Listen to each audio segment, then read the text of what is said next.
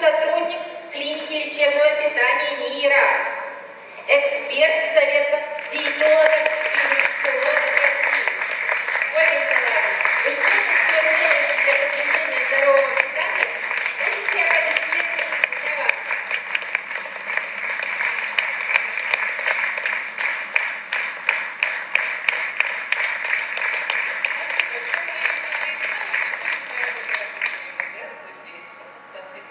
Я к вам уже приехала не первый раз. Вижу знакомые лица. А кто первый раз меня слушает?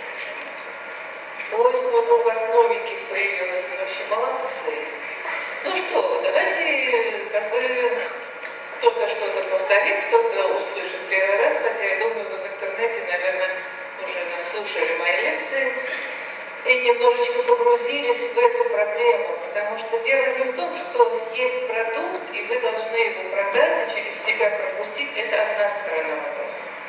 Если вы будете понимать, что происходит в организме, получая то или иное питание, в частности коктейли, другие виды пищевых продуктов, добавок, напитков, то сознанием дела вы будете больше отмечать позитивных или каких-то других качеств этих продуктов и понимая, что-то менять в своей жизни.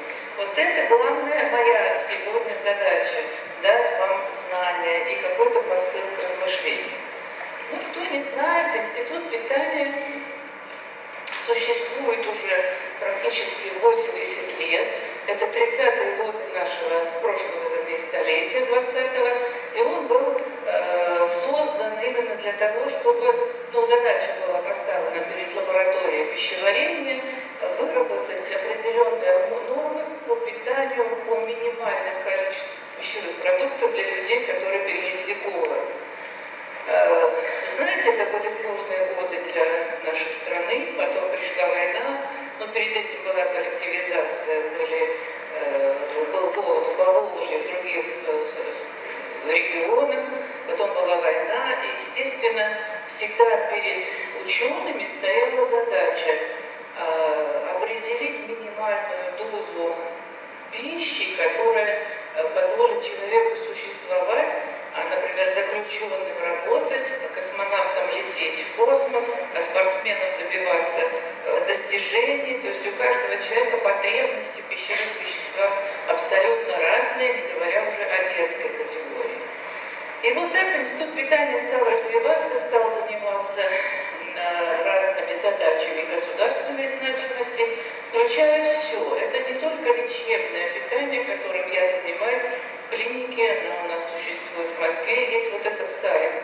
Это слайд не для того, чтобы там мои регалии продемонстрировать, а чтобы вы могли все лечебные вопросы соотносить с этим сайтом. Официальный сайт клиники Института питания, там вы найдете все вопросы по лечению питанием и в целом по диагностике разных заболеваний. Всех вы нас там увидите. У нас, к сожалению, не так много научных сотрудников в России, которые занимаются нутрициологией, это не диетология, это уже шире, это уже знания о нутрицептиках, таких аминорных, маленьких веществах, которых мы даже, в общем-то, зачастую недооцениваем, там, типа селена, марганца, хрома, зачем они нужны нашему организму, то есть минеральные вещества. Там есть информация о детском отделении, о всей патологии, которая может корректироваться с помощью правильно созданного рациона питания. Поэтому вот туда заходите на сайт, связывайтесь со специалистами. И вот за мои 3 года работы с Oriflame, в общем-то, люди этим пользуются. Звонят непосредственно мне, звонят в другие отделения и получают конкретную лечебную помощь.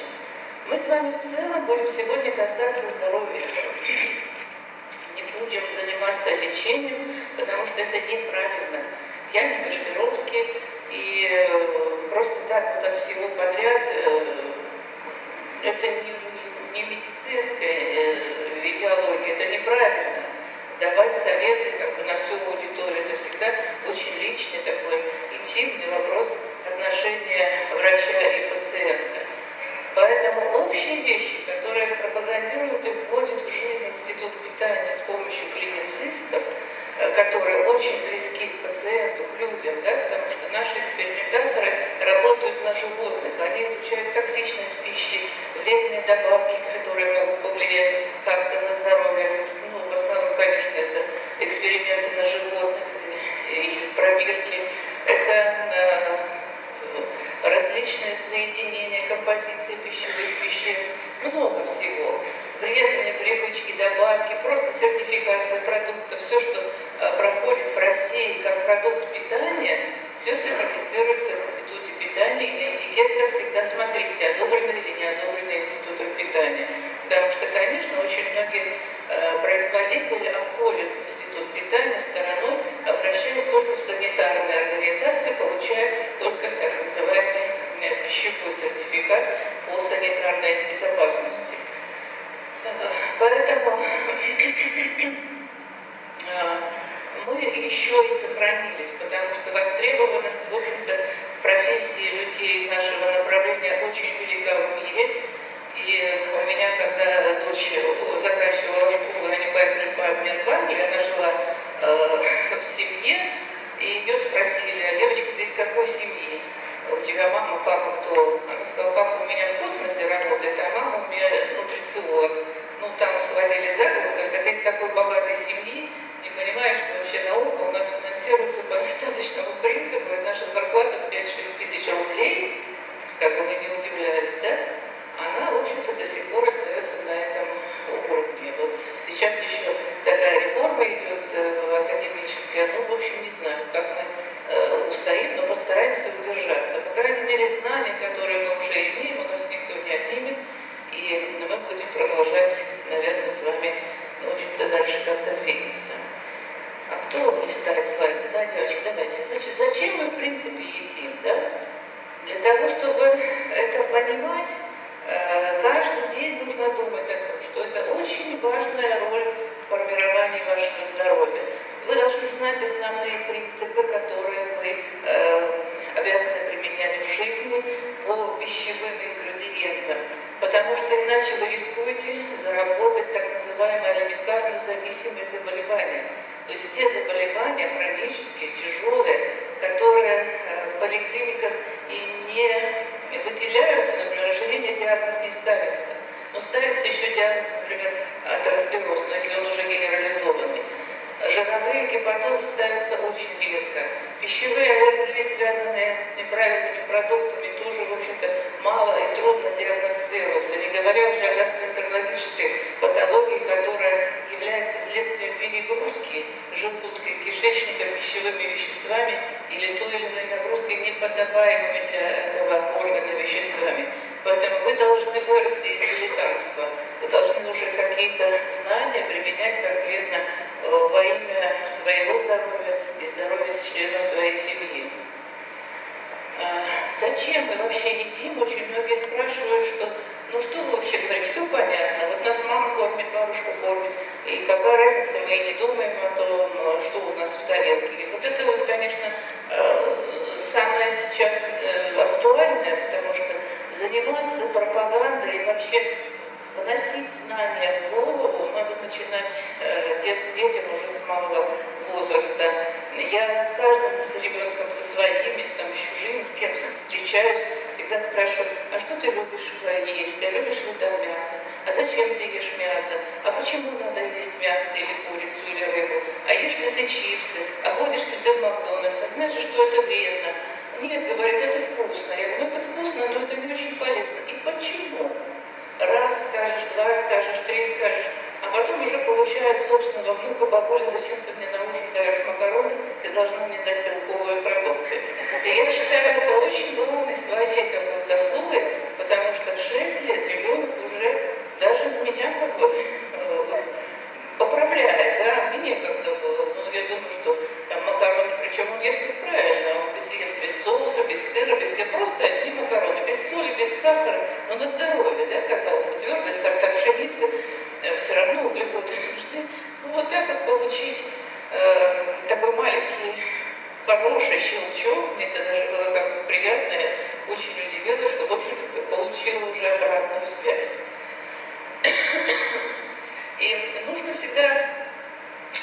детям говорить, что это единственный источник энергии, это пища. Но не только нужно считать энергию, потому что энергию можно нашу необходимую для организма посчитать расчетным образом. Есть такие таблицы. Ну и, допустим, вы уже знаете, там 1600-1800 килокалорий средняя сейчас суточная потребность в энергии. А еще главное, из чего она складывается. Можно съесть 2-3 плитки шоколада и получить эту энергию. А какова химическая наполняемость этой энергии? Только за счет жира и углеводов это неправильно. И 2 бутылки Кока-Колы, и вы получаете практически 100 граммов чистого сахара. А чистого сахара это 400 килокалорий, которые никуда вы не потратите, они уйдут в жир. И режим питания имеет значение. И не потому, что мы вредные или какие-то там зануды, да, вот привыкли и толдычим одно и то же, что есть надо часто, понемногу и в течение всего дня. А для того, чтобы не было чувства голода, чтобы не переели, для того, чтобы вы с утра получили энергию. Это как зуб почистить, раз, два, и может быть и до, и после еды. Почему бы нет? Нужно подавать маленькими порциями, поддерживать такой вот огонек в камине энергетической топки и получать постоянно маленькими дозами пищевые вещества, тогда организм может их потратить. А если он за много, ему сейчас не нужно, вы поели, устали, легли на диван, вы не тратите эту энергию, естественно, она откладывается всегда про запас и всегда в жиры. Потому что и углеводы, и жиры – это прямой путь в подкожно-жировую клетчатку, а еще хуже – это путь к висцеральному жиру, то есть ожирение самих органов. И жир откладывается не просто вот там, где нам не нравится, там спина, живот, ноги кому-то и так дальше. Он откладывается в органах. Почему не любят хирурги оперировать тучных пациентов? Потому что пока доберешься до почки, до печени, до желудка, там тебе 10 сантиметров жира. Кому интересно, посмотрите, есть такие даже клипы, есть атласы. Это все потом долго заживает, это долго кровоточит, это осложняет работу хирурга, это осложняет послеоперационный период. И самое главное, это изменяет функцию самого органа. Вот видели же, наверное, вот эту пораженную жиром куриную печень, да? Желтую в крабику. И, как правило, вы стараетесь ее не есть. Но, тем не менее, фуагра, вы ездите куда-то и знаете, и сейчас очень много кулинарных передач, утиная печень. Это один жир. Ну что там вот полезно? Ну, можно иногда как бы попробовать ради экзотики. Но в целом, в общем-то, продукт нездорового питания. И когда вы уже будете разбираться, где больше белка, какого белка, животного, растительного, в каком соотношении, почему нужно белок есть, почему нужно есть углеводы, почему нужны в какой-то степени жиры, вам интереснее станет жить. Поэтому читайте определенную литературу, только, конечно, хорошего качества, потому что в интернете очень много мусора. Так вот, помимо энергии, вы должны знать, что питание – это еще вот эти химические составляющие. Каждое блюдо – это белки, жиры и углеводы. Преимущественно белковые продукты, жировые, углеводистые. Назовите мне белковые продукты, знаете? Мясо, творог, рыба, яйца, куры, индейки, да, это животные жиры. Растительные жиры, да? Фасоль, чечевица, грибы, забывай, да, хотя они очень тяжело усвояемые, их лучше отваривать, протирать или в порошковом виде в небольшом количестве. Ну и, конечно, основа это бобовые и овощи, перцы, салаты, огурцы, помидоры, кабачки, баклажаны, редька, тыква, да, недавно по телевизору репа выступала. Ну, что вы сказали, это действительно исконно русский продукт на Руси, и действительно очень полезный, просто неохота с ним возиться, готовить, убирать эти. А баба Лотном это уникальный продукт, поэтому ее парили, и запекали, и с репой можно готовить суп и пюре. И чем больше вы будете вводить новых продуктов для себя, к которым вы даже не привыкли, или там нет традиции использования в семье, тем лучше будет для вашего здоровья, потому что вот эта палитра всех микроэлементов и витаминов в каждом овоще уникальна. Значит, едим для того, чтобы получить энергию, едим для того, чтобы получить все необходимые пищевые вещества, едим для того, чтобы жить. Потому что если с помощью питания вы убираете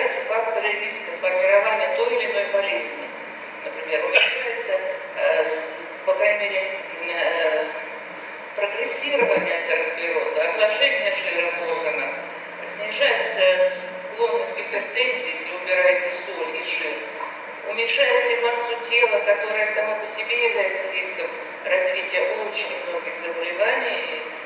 У нас был такой слайд, страшилка, кто там первые лекции слушал, видел этого дядечку распятого со всеми знаками восклицательными. И здесь болит, и задохнуться во сне может, и суставы болят, и камни, и печень. Нет практически ни одного органа, включая половые органы, которые страдают при ожирении. Поэтому это еще тот самый фактор, который очень укорачивает жизнь и заставляет приобретать болезни, как у вас самостоятельно, вы сами себе эти болезни в своей тарелке наедаете. А если будете меньше болеть, значит что? Значит, будете в хорошей физической форме, значит, будете дольше жить. Будете дольше жить почему? Да потому что не будете болеть. Или эти хронические болезни будут легко устранимы и легко корректируемы. Понимаете, здесь вот с какой позиции не начни, ты все равно вот по кругу будешь ходить, и одно другое будет подтверждать. Давайте дальше, что у нас там. Смотрите, в общем-то, по статистике уже за 2011 год уже есть и за 2012, и за 2013, но просто вот не убрали, поскольку я ездила, была и в Молдавии, и уже и на Украине, и в Прибалтике, и по всему Дальнему Востоку. В общем-то, собрать такую статистику очень сложно по регионам, это делаете вы. Вы собираете свою команду, собираете свой коллектив, сделайте себе маленькую таблицу, сколько у вас в команде, уже в регионе, где вы работаете, может быть, сделать анкету людей с избыточной массой тела, людей с ожирением. Допустим, рост минус 100, нормальная масса тела, и там более 15-20% избытка. Это уже ожирение первой степени, более 32, более 53 и так дальше. Хотя бы это. И что у вас за год произошло? Какая тенденция с помощью вашей разъяснительной работы происходит, какая частота заболеваемости? Но, тем не менее, данные ВОЗ, Всемирная организация здравоохранения, это та организация, которая все считает по здоровью человека в мире, вот такие статистические грустные данные. Каждый четвертый пациент в России у нас страдает ожирением, каждый третий имеет избыточную массу тела. Грустно. Особенно грустно, что у нас до 17-18% тучных детей. Это уже данные нашей клиники за последние 3 года. Мы очень прицельно занимаемся ожирением детей, сами проводим свою статистику, и представьте себе, что вырастет из этих детей. Это очень грустная история, толстые дети. И сейчас к нам средства массовой информации приходят, и вот недавно, вчера еще было в Москве, пришли с НТВ, просят взять семью на курацию на год, всю семью. Мама с папой, бабушка и ребенок, и все толстые. Понимаете, какая колоссальная работа, да? Это затратность, потому что у всех разный менталитет, кто-то понимает, кто-то не хочет, кто-то понимает, но не может избавиться от своих пищевых традиций. Но самое главное, что они все толстые, и не надо искать тут никакую генетику, и не надо искать никаких виноватых врачей. Это ваш стереотип жизни, в первую очередь питания. Бабушка готовит мясные супы, она привыкла из далекого своего голодного прошлого так питаться, да? Ребенок любит Макдональдс, родители неохота с ребенком спорят, и самим проще, пошли купили пакет жареной картошки, поели пиццу, все сытые, все довольны. А что это? Чем это обернется через несколько лет? А это мы потом подумаем. Вот, наконец, надумали, что пришли все толстые, и вы же знаете про эту несчастную собаку, я всем рассказываю. Знаете? Какое-то уже надоело, просто это случай из моей жизни. Вот такая же семья ко мне пришла с мальчиком с очень толстым в 14 лет. Мальчик имел вес за 220 килограмм, этот мальчик весил. Причем он очень умненький, он был чемпион Азербайджана по шахматам, мастер спорта. И как бы за ним слава, и, в общем-то, это кумир страны, и, естественно, внимание, банкеты, все кормят, мальчик работает головой, зарабатывает деньги, мама его кормит. Пришла мама такая же, еле в дверь вошла, папа такой вообще по коридору дотелепался. И очень агрессивно, вот лечите нас, вы должны там спасти ребенка, но на стуле не помещается. Главное была жалоба. Ему сложно сидеть за границей на мероприятиях, ему там делают специальные скамейки. Вот. Ну, я говорю,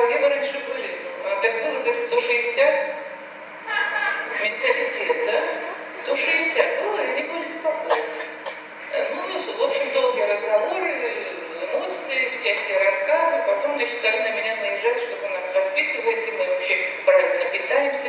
У нас просто генетика такая, вся семья толстая, показывают мне альбомы. Я говорю, ну мама с папой не родственники, хорошо, допустим, да, а мама и папа, почему у вас толстая собака на фотографии?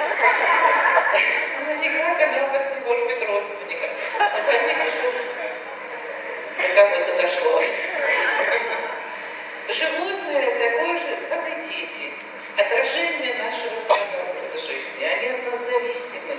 И если мы еще как-то думаем первые месяцы, год жизни о питании ребенка, о прикорме, а потом перестаем думать, это тоже наш грех. А потом у нас в клинике появляются дети, я знаю, что у вас в жизни, наверное, тоже есть такие случаи. Ребенок 1,5-2 года, ему ставят разные дискинезии желчевыводящих путей, хронические гастриты уже, да? Аллергические, дерматиты, диатез, крапивницы, диспепсии. Да вы неправильно его кормите изначально. Зачем вы ребенка радуетесь, что он ест у вас с общего стола? Приходят и такие прям довольные родители, вот у меня такой продвинутый ребенок, он у меня и борщ, и котлеты, и все, и мне несложно с ним, потому что ест из общей кастрюли. Ну что можно сказать маме, кроме русского слова, что ты не очень умна? Да? Зачем? Ребенку надо до 3 лет готовить отдельно. У него нет состоятельные все этажи пищеварения. Он еще не справляется со взрослой едой. Точно так же и взрослому человеку в разные периоды жизни нужно давать адаптированную еду. В принципе, мы все голодаем, мы все дефицитны по белку. Почему мы все время делаем акценты, вот никак я не обучу всю структуру Oriflame, все время нужно про этот белок говорить, уже все знают, уже весь мир сейчас заговорит. Если будете читать какую-то литературу по питанию, хорошую литературу, будете с этим сталкиваться. Считайте не калории, считайте именно белка, сколько вы даете. И обязательно учитывайте возрастные особенности живого существа. Тем не менее, несмотря на то, что такое большое количество людей с ожирением, изучая их пищевой статус, так называемый, то есть мы по крови определяем, сколько, в принципе, фактически на внутренних средах, то есть то, что вы съели, это одно, но это переваривается во рту, слюной, потом в желудке, потом в 12-перстной кишке, потом желчь добавляется, соки поджелудочной железы, потом это все варится, микрофлора все это забирает, все это всасывается, транспортные белки перетаскивают молекулы этих белков, жирных кислот, глюкозы. Съев салат, вы не получаете в крови капусту, вы получаете уже мини-молекулы глюкозы, все расщепляется до глюкозы. И уже мы, допустим, определяя эти параметры по крови, плюс витамины и минералы, получаем так называемый пищевой статус, то есть обеспеченность человека этими всеми пищевыми веществами. И вот наши исследования зарубежные показали, что даже у толстых людей, у которых рацион питания 8, 10, 12 литров еды в день, представляете сколько, да? Почти 2 литра таких хороших. Они все равно дефицитные по некоторым веществам. И по белку, потому что больше едят жира и углеводов, и по минеральным веществам, и особенно по витаминам. Поэтому здесь все льется на мельницу, помимо здорового образа жизни, на то, что дополнительно вводят продукты, которые будут не затратны для пищеварения. Так называемая на нашем языке имеется хорошая пищевая или биодоступность продуктов. Потому что вот этот белок в коктейле, в частности, вот рефлексовский, он попадает и всасывается практически беззатратно. Люди не тратят на это энергию, но получают пищевые вещества почти 100%, как они позиционированы на этикетке. Вы съели 7 грамм белка, но считаете, в крови у вас будет 6,5. То есть фактически нет потерь при пищеварении. Почему мы, в общем-то, как бы не поворачиваемся лицом к такому виду питания? Конечно, государство, вот особенно за последний год, задумывается уже о здоровье, и даже наше государство о здоровье нации. Вы видите, какая работа идет и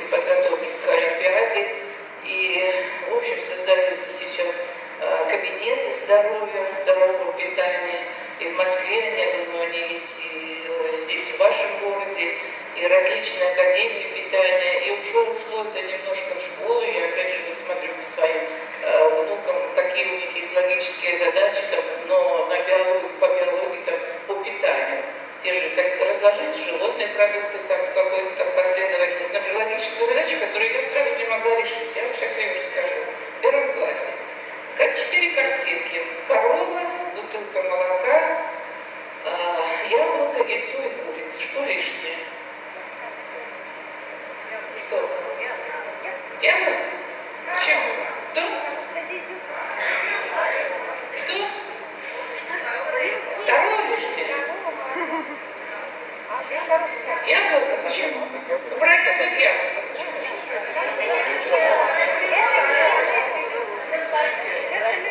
Видите, лучше просто. Да даже умнее меня в некоторых вещах. Потому что я как-то растерялась, думаю, для первого класса, как я такую задачу как-то надо решать логически, как ее решить? Что делать? Писать вроде ничего не надо. Карточки сложить. Я думаю, корова и молоко. Но с другой стороны, мой внук не знает молоко в бутылке. Как раньше нарисована стеклянная бутылка с серебряной крышечкой. Наверное, мало кто помнит, да? Но кто-то помнит. Сейчас дети такого не знают, это все в пакетах. Но, допустим, корова и молоко, да, курица и яйцо, яблоко лишнее. Я спарила просто по производителю, конечно. А оказывается, нет животного происхождения продукты и растительные. И я очень рада этому, потому что, значит, департамент образования уже хоть в каком-то виде, начиная с первого класса, эти знания о продуктах ребенку, да, его дальше уже, в общем-то, будут наслаиваться другие. И вот эта государственная программа сейчас у нас уже пошла работать, уже об этом говорят и в правительстве. И, в общем-то, я думаю, что будут какие-то рекомендации по региональным, городским различным муниципалитетам. И уже ваши государственные органы должны принимать меры. Это и телевидение, и средства массовой информации, и спортивные клубы, и различные какие-то массовые мероприятия и так далее. В общем-то, почему? То посмотрите, какая грустная, опять же, статистика, да? 12% умирают от повышенного употребления алкоголя, и, конечно, вот эти все позиции, они примерно одного плана, это зависимости. Зависимость от алкоголя, так же, как наркоманы, они не могут не пить, это болезнь, она даже есть генетически определенным образом прописана в наших генах. Зависимость от табакокурения, 18% смертности, но от ожирения, это от несбалансированного питания, это практически в сумме больше. Но как-то никто не говорит, не ешь масло, умрешь, да? Там пишут табак, как капля никотина, все это мы знаем, про это говорят, про бутылки пишут, а про продукты-то еще пока ничего не пишут. Мы должны только сами с вами знать, как от этого, в общем-то, избавляться и какие риски для своего здоровья имеет избыточное питание. Дальше.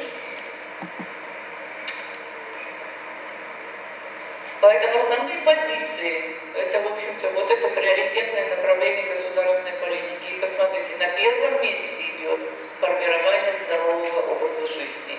Это у меня, почему этот слайд ставила, потому что очень в некоторых регионах прям цепляются. А как вы влияете на государство, какие вы даете рекомендации нашему правительству? Вот, наконец, в принципе, добились, что это включили основной позиции в программе здорового питания наряду с остальными очень важными позициями для здоровья. Поэтому, если вы правильно питаетесь, у вас здоровье, активность, долголетие. Аксиома. Wellness направление – это аксиома. Я тут была на форуме, как-то я случайно это высказала, и вдруг смотрю в интернете. Кто-нибудь был вот на форуме 7-го? Вы меня видели? Да. Ну вот, вылезла на сцену. Они говорят, выступи с трибуны. Я говорю, да. Не буду я с трибуны, я пойду на сцену. Тут люди. Аксиома, это действительно, и мы все к этому приходим. Всем хочется хорошо выглядеть, все рады, если кто-то хорошо выглядит. Очень мне нравится, что стала меняться психология. Вы радуетесь успеху других. Надо учить нашу страну улыбаться, надо учить, в общем-то, не в зависти жить, не в какой-то такой вот ревности, а радоваться самому и радоваться за другого. Потому что иначе и лишний вес, это и усталость, и плохое настроение, и это заболевание, это ранняя смертность, это масса всего другого. Поскольку это хроническое состояние, и вот Неправильное питание с детства скажется годам к 40. Это долгосрочный такой проект, это не инфекция, это не вирус, что вот вы сегодня что-то съели, если не доброкачественная пища, и заболели. Ожирение, оно исподволь, сами знаете. За этот год килограмм, за следующий год 2 килограмма, еще 3 килограмма остановиться уже сложно, да? Как-то вот она сама не знает почему. Вроде то же самое делает, а потому что стареете. Организм старится тоже, он уже не может перерабатывать, уже гормональный фон другой, масса всего остального. Поэтому как-то надо вот в какой-то момент остановиться и сказать, я что-то в своей жизни меняю. Дальше. И, конечно, в первую очередь думать о детях. Формирование всех привычек начинается с детства. Мы учим ребенка садиться на горшок, да, держать ложку, потом чистить зубы, засыпать. Всему мы его формируем. Просто это как бы по жизни мы считаем, что мы его к жизни. Потом идем в садик, его приучаем к социальным вещам. Дальше школа, дальше еще что-то. Ну, то же самое с едой. Это тоже колоссальный для ребенка такой сегмент и удовольствия, и разрядки. Ну почему все, когда приходят в гости, несут ребенку шоколадку? Или еще хуже чипсы? Или день рождения отмечают в Макдональдсе? Ну почему? Ну можно пойти в клубы, можно устроить какие-то на улице соревнования, активные игры, поставить салаты, фрукты. Ну, конечно, какие-то пирожные, но не основа. Да, праздник есть праздником, но не надо его превращать в чревоугодие. Поэтому вот, если как бы вам что-то укладывалось в голове для себя, значит, мы уже сегодня сказали, что такое еда. Белки, жиры, углеводы, витамины и минералы. Да? Как бы разложить можно любой продукт на эти позиции. Дальше. И в принципе нет лишних продуктов, это на самом деле так. Можно допускать какие-то ограничения, если вы ставите задачу. Снизить массу тела, конечно, нужно ограничить углеводы, в первую очередь простые, и жиры. Это аксиома, это как бы лечебные уже мероприятия. Но это позиция, вот этот слайд должен вам показать, что каждая группа продуктов нужна. И для построения клетки, потому что клетки делятся каждый день, и они воспроизводят себя. И для кроветворения. Белки – это рост, это иммунитет, это гормоны, потому что это все белковая природа, никуда от этого не деться. Мозговая деятельность, нейропептиды, удовольствие, настроение, засыпание, гормон сна – это все белки, без них вот невозможно. Жиры – это пластика, это энергия, это теплоизоляция, сохранение органов в какой-то капсуле. Углеводы – быстрая энергия, точно такая же пластическая функция для роста клеток, ей тоже нужна энергия. Все продукты нужны. Поэтому ратовать за то, что там какая-то диета более полезна, а какая-то более вредная, абсолютно неграмотно. И все диеты там безуглеводные, безжировые, они беспочвенные. Диеты по Аткинсу, да, знаете, по Монтиньяку, который сам умер от ожирения.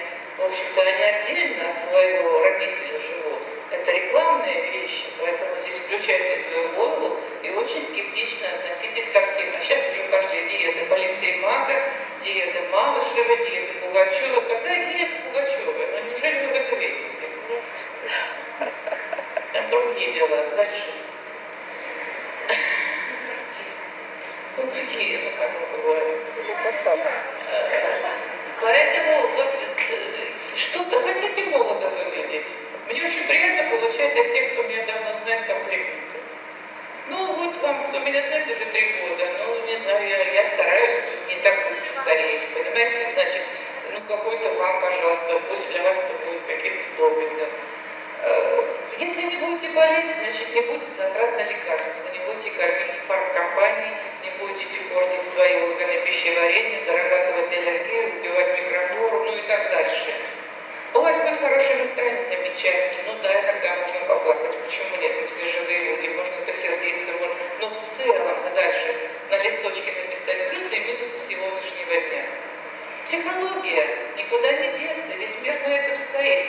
Но почему приезжают за границу, и тебе, в принципе, может быть, и не искренне, но рады. Они тебе всегда говорят хорошие слова. Никто не выливает, о, ты знаешь, как у тебя дела? И тебе начинают вываливать всю свою муж бил, и ребенок двойку принес, дочка ночевать не пришла, работает, все в негативе. А что у американцев? Лежит переломанный, как в кино, да?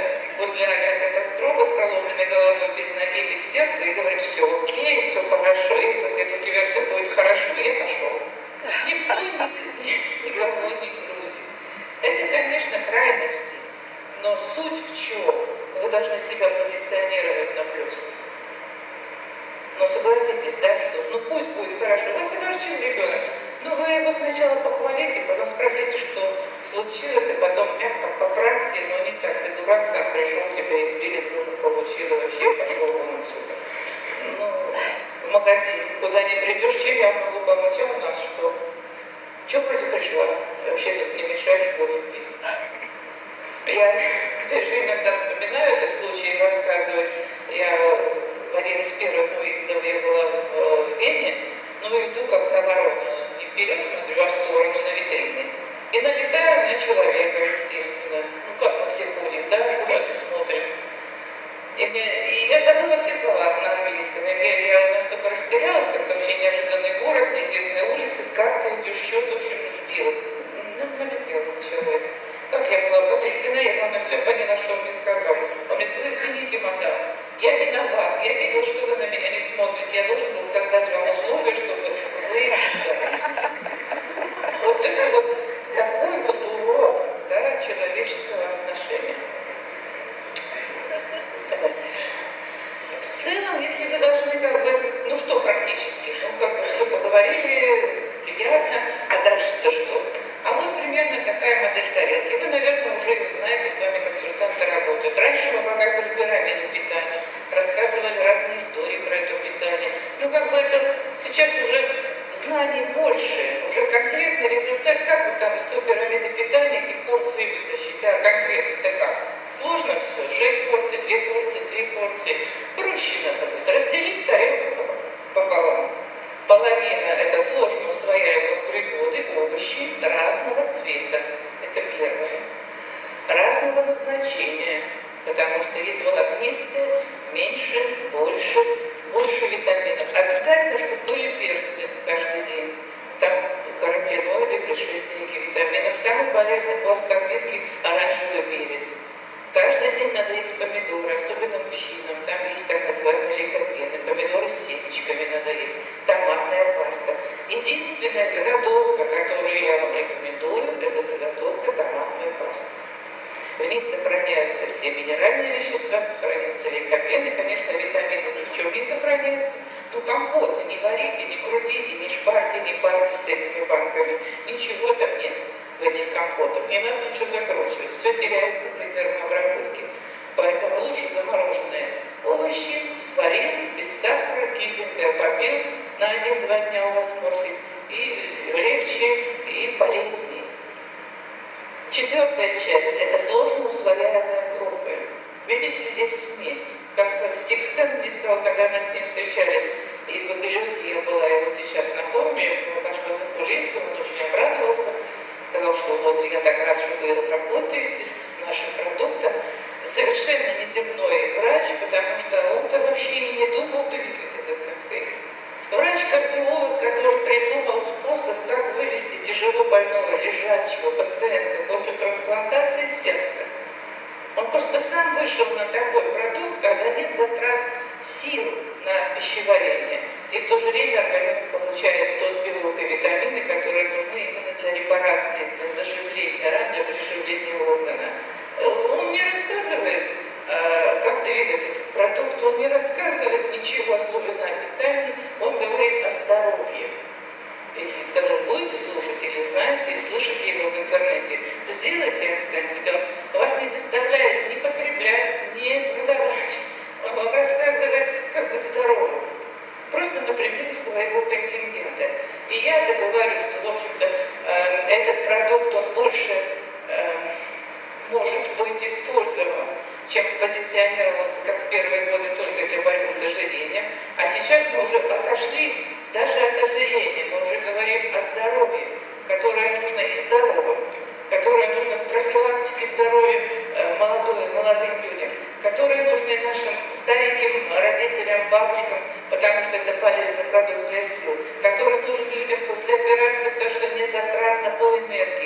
мы что делаем? Мы в больницу носим жирненький компотик и сырые яйца. Удар по печени железный, человек не станет еще 2 дня лишним. Потому что мы нагружаем больного опытом. Не знают хирурги, не знают это. Нужно принести коктейль, легкую кашу, фруктовое пюре с белком.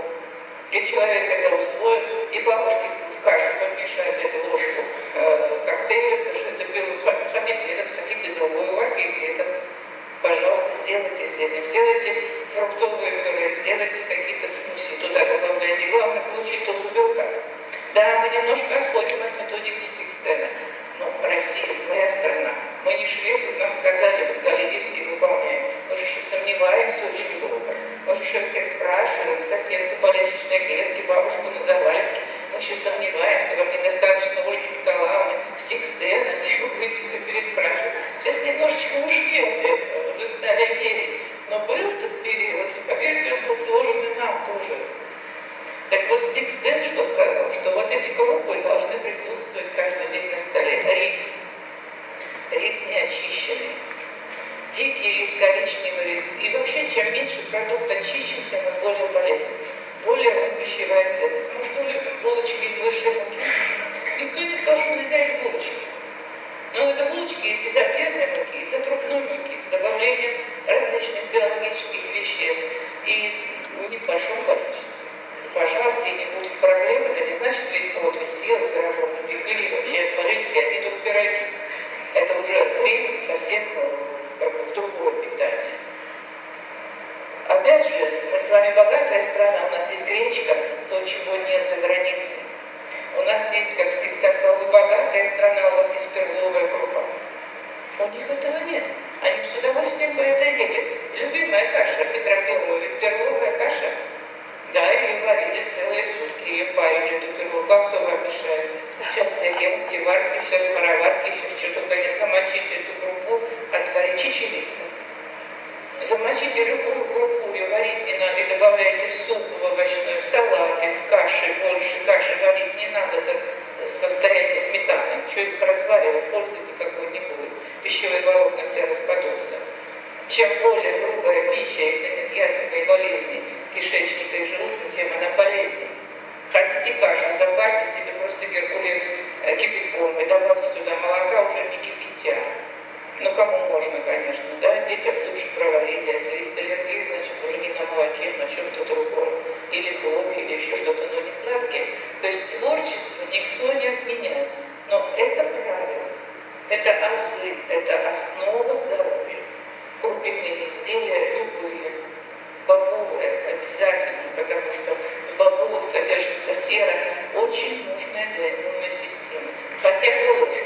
Салаты, листья салата, каждый день обязательно. Опять же, посмотрите на все эти сэндвичи за границей. Всегда есть салат, и это не для красоты.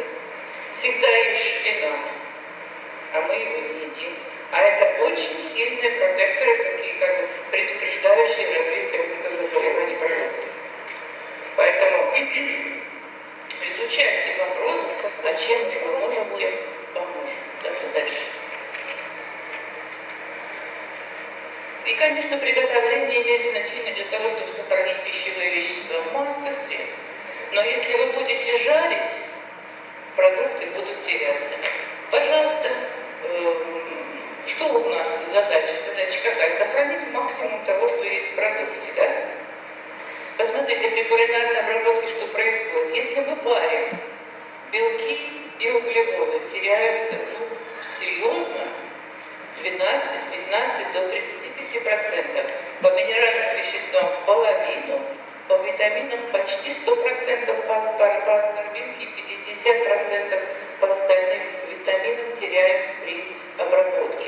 Это я к тем, которые вот в Воронеже, там, где-то в Краснодаре, в Ростове нападали на меня, что не впаривайте нам химические какие-то ваши витамины, у нас натуральное хозяйство. Но вы же мясо сырое не едите, вы его не усвоите.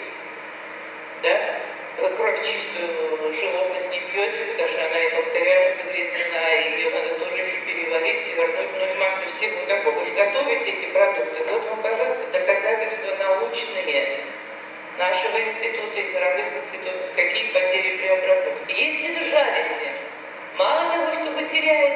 другие углеводы. Да? Очень серьезно, потому что термическая обработка. Посмотрите, по овощам до 60% вы теряете полезные вещества, растительные белки сворачиваются, минеральные вещества 70%.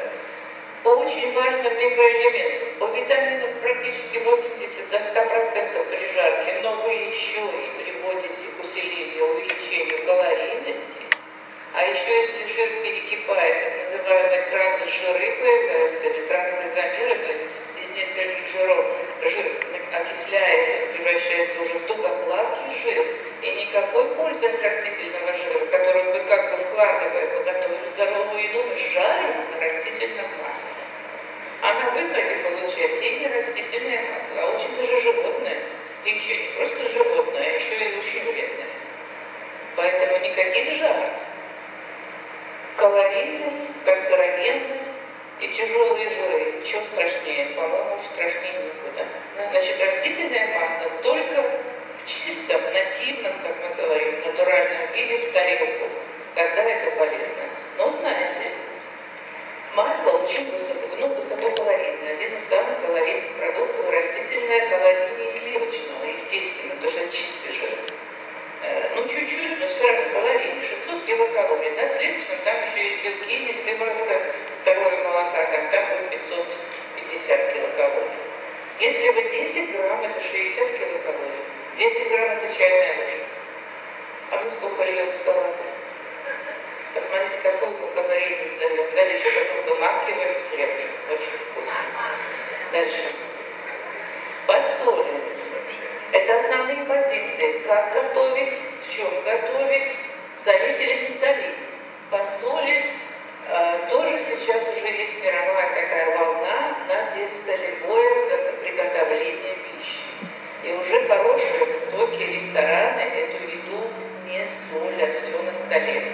Потому что люди думают о своем здоровье, потому что они не хотят повышения артериального давления, они не хотят болеть суставами в позвоночнике, они не хотят отеков лица, красивого лица на утро и сложной обуви, и масса всего. У меня пациенты на бессолевой диете, приходящие в клинику, до 3-5 литров жидкости за сутки выделяют на бессолевой диете. И у них еще остается, когда мы делаем исследование состава тела, еще остается литров 20 лишних внутренней жидкости в ткани. Вот и зачем носить такой вес?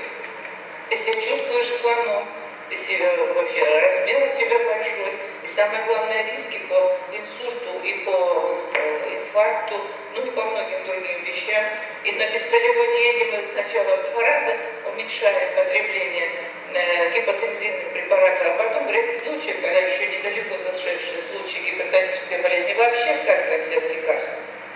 Мы экономим очень большие деньги, да, потому что хорошие препараты стоят дорого, и самыми минимальными затратами, не употребляя, не покупая себе соль.